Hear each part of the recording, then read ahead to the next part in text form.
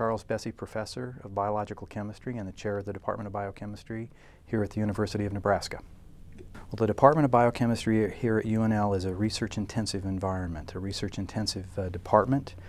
There are 21 faculty members in the department, and they cover everything from basic plant biochemistry to biomedical research.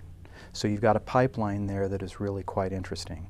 So at one end of the pipeline, we've got individuals who are evaluating how to modify food crops to enhance nutritional value, for example. So one of the key pieces there would be how could you take a soybean and make it more nutritionally healthy. At the other end of the spectrum, we've got individuals who are addressing complex diseases. So for example, cancer, cardiovascular disease, obesity, fatty liver disease. The alternative energies are going to fall into essentially two broad categories. One is going to be ethanol, and there's going to be cellulosic ethanol and non-cellulosic ethanol. And of course, corn is really the cellulosic ethanol, and that's really what has been pushed, and that's the production of ethanol. The other part of that equation is alternative feedstocks can be used for the production of let's say a new generation or a next generation biofuel.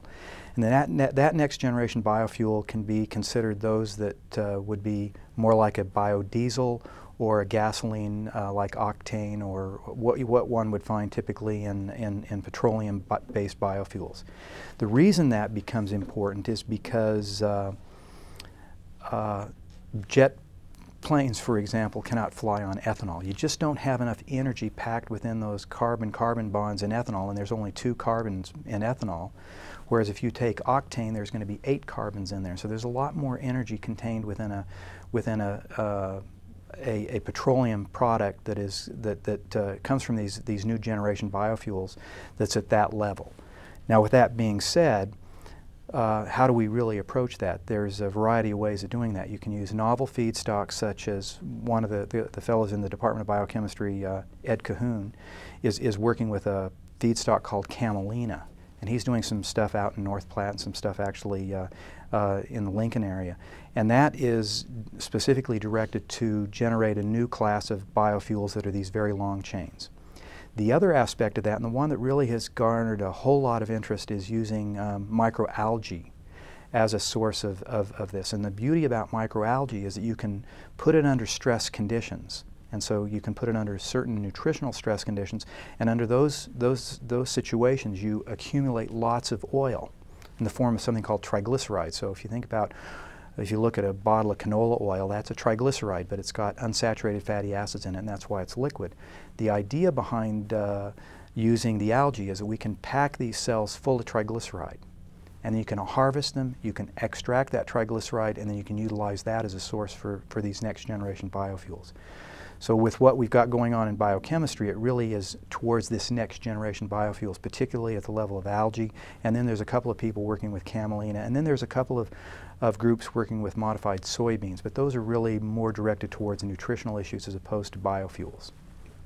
As I mentioned earlier on, there's a pipeline here at the university that is very unique, and that is that we understand food production. The second part of that is we understand food processing. So you take a look at what goes on in agronomy and horticulture, you look at what goes on in the Center for Plant Science Innovation, and what goes on in the Department of Food Science and Technology. I mean, you really got that pipeline in place. But it's not just about food production per se, but rather it is about how we produce food of the appropriate nutritional quality to advance human health. And now I've got at one end of the lab, we're growing algae, and we're genetically modifying the algae so that they secrete novel fatty acids. At the other end of the lab, we're growing human cells, and we're testing these novel fatty acids in terms of what they do to some of the signaling events to promote health, if you will. So it's really, we're kind of a little microcosm there of what I like to see as the bigger picture. And the beauty of being at a place like Nebraska is that we're able to do that. The researchers work together. The omega-3 fatty acids in particular are interesting. And they're interesting because they are health promoting. And if you look at fetal development, for example, The developing fetus has to take up just tons of these N3 fatty acids to get them into their circulation because they're involved in brain development. So we can't, our brain simply won't develop without these N3 fatty acids. Moreover, the retinas in our eyes will not fully form in the right way because if we don't have enough of these N3 fatty acids. So they give rise to an architecture within an eye, for example, and a membrane in an eye that the proteins are appropriately situated in. They contribute to a whole variety of signaling events that are anti-inflammatory or pro-inflammatory, and so there's a balancing act that goes on with these guys. So we really have to understand how these things work in terms of their overall biology. So in terms of the health of Nebraska, it's not just the health of Nebraska, but it's the health of the United States. It's the health of every human being. We have to have an appropriate balance of the types of fats we take in. So we've got to have some of these essential fatty acids in order to maintain our overall health.